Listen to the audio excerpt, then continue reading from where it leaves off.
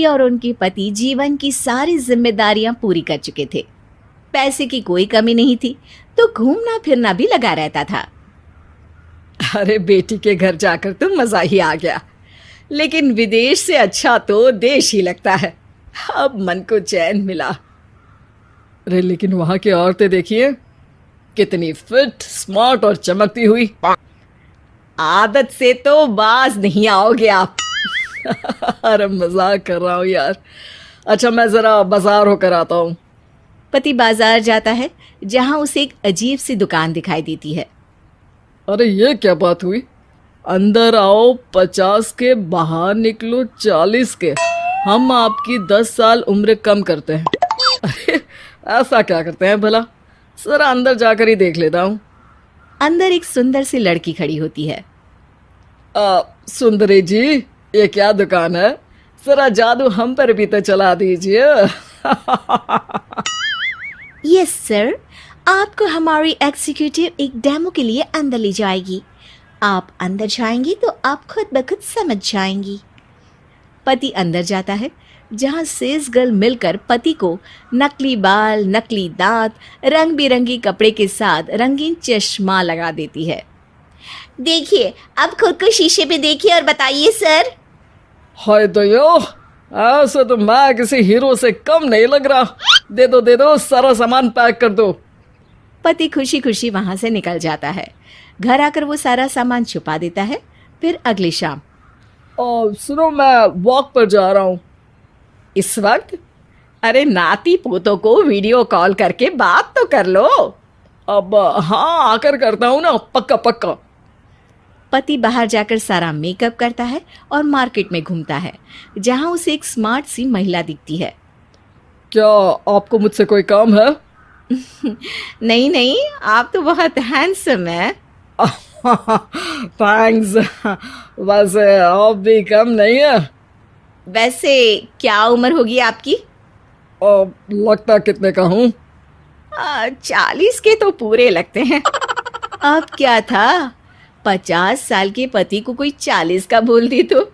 वैसे तो कम का हूँ, लेकिन टेंशन के कारण थोड़ा उम्र में बड़ा देखने लगा हूँ। ओह सच्ची? आप 40 के पूरे नहीं हो? अरे छोड़िए ना, चलिए मैं आपको कॉफ़ी पिलाता हूँ। यहाँ की कॉफ़ी काफ़ी शानदार होती है। दोनों में दोस्ती हो जाती है और फिर चल पड़ता है सिलसिला रोज रोज के घूमने फिरने और मज़े करने का। अब सारा दिन पतिदेव फोन पर। अरे नाश्ता तो कर लीजिए, क्या सारा दिन फोन पर लगे रहते हैं? अरे यार, ज़रूरी काम कर रहा हूँ मैं। रिटायर हो, पेंशन मिलती है, कोई काम नहीं है, फिर कौन सा ज़रूरी काम आन पड़ा आजकल? अरे एक प्रोजेक्ट के सोशल नेटवर्किंग का काम है, उसी पर काम कर रहा हूँ। ठीक है, चलो अब नाश्ता कर लो, देर हो रही है। पति अपना नकली सारा सामान बिस्तर के पास छुपा कर सोता, सुबह चुपके से पहनकर बाहर जाता और घर आने पर उतार देता। एक दिन पड़ोसन कहती है, अरे ज्योत्सना बहन, तुम लोगों के घर कोई हैंडसम सा आदमी रहने आया है क्या? अरे कहाँ यार, मैं और ये दो ही तो लोग हैं घर में। हैंडसम सी शक्ल देखे तो मुझे भी जमाना हो गया है। अरे पता नहीं, वो जाता तो तुम्हारे ही घर में है, क्या पता कौन होगा। अरे तुम्हारी उम्र हो रही है ना, और भाई साहब को भी गए 5 साल हो गए, शायद इसीलिए अब सारे हैंडसम नजर आ रहे होंगे। पड़ोसन भी ज्योत्सना की बात पर मुस्कुराकर वहां से चली जाती है। एक दिन, अरे सुनो जी, बहू बेटा और पोता आ रहे हैं, कुछ दिनों के लिए वो हमारे साथ ही रहेंगे। अरे शिट यार, ये क्या है? बेटे ने तो कर ली शादी, अब क्या करने आ रहा है यहाँ पर? अरे कैसी बात कर रहे हो जी, इस उम्र में तो माता पिता तरसते हैं कि बच्चे आकर साथ रहे, लेकिन आप है कि। अरे ठीक है ना, लेकिन अब देखो सभी व्यस्त हैं अपनी जिंदगी में, ये लोग आएंगे रहेंगे, कितनी डिस्टर्ब हो जाएगी लाइफ। कैसी बात कर रहे हो? अरे जैसे बहुत हैपनिंग है ना तुम्हारी लाइफ, तो जो बच्चों के आने से डिस्टर्ब हो जाएगी। अरे दिन काटने मुश्किल होते हैं, बच्चे आ जाएंगे तो थोड़ा दिन रात पता तो चलेगा। ओफो, ठीक है, लेकिन बोल देना कि ना कोई मेरे कमरे में आए, ना मेरी लाइफ पे दखल दे कि मैं कहाँ जा रहा हूँ, क्या कर रहा हूँ, समझी? खैर, वो दिन भी आ जाता है जब बहू, बेटा और पोता उन लोगों के घर आते हैं। एक दिन, माँ जी, आज मेड नहीं आई है तो मैं आप लोगों के कमरे में झाड़ू लगा देती हूँ।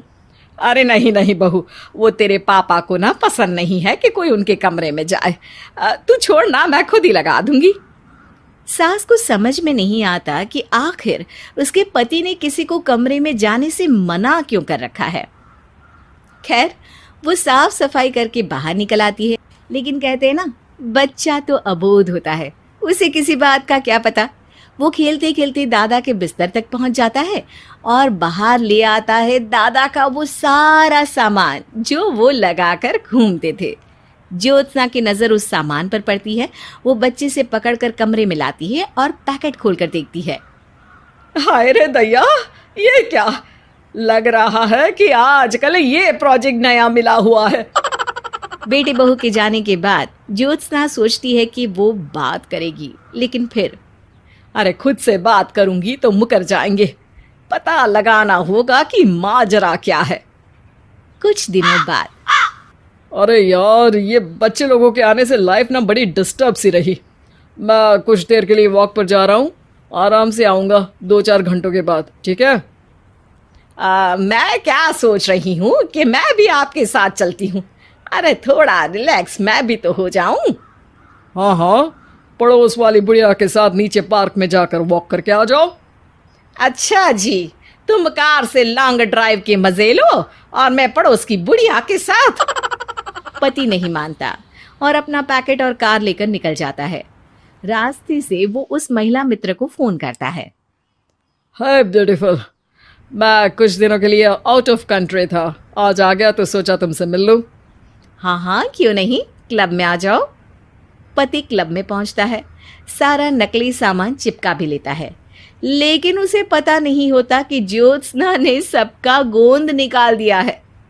ओ बेबी, मैंने आपको बहुत मिस किया। मैंने भी।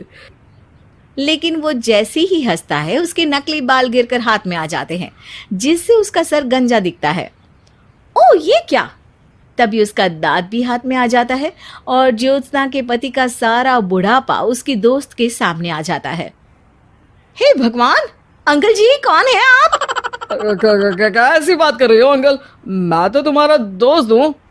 अरे पर हो तो अंकल ही ना। नकली दांत, नकली बाल और क्या क्या नकली है। पति को गुस्सा आ जाता है।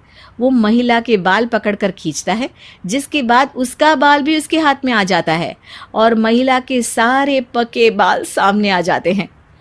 ओह, तो तुम भी उसी दुकान से हो? जाओ 50 की निकलो 40 के। हाँ, बढ़िया आई मुझे अंकल कहने वाली। लेकिन ये समझ में नहीं आ रहा कि मेरे बाल और दांत बाहर कैसे आ गए। तभी वहां ज्योत्सना आ जाती है। जी, मेरी वजह से। चलिए, इन आंटी जी को नमस्ते कहिए, फिर घर चलते हैं और वहां मैं बनाऊंगी आपको 40 का।